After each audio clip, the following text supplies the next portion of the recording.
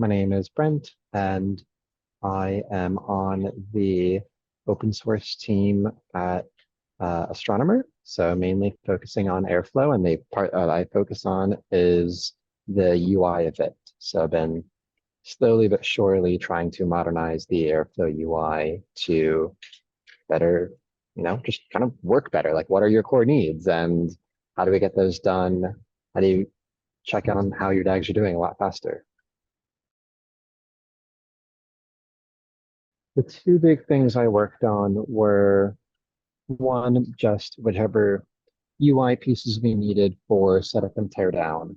And then the second one would be, yeah, this continuing to modernize the UI as well, which the big part for 2.7 is an entirely new Gantt chart, which will hopefully make it a lot easier to see what's going on in every single DAG run you have. Pierre did a great job on the cluster activity. That was a really big one. That's an entirely new page that you'll see on the navigation for airflow. So that's a particularly cool one. So I think that's really exciting. Thank you.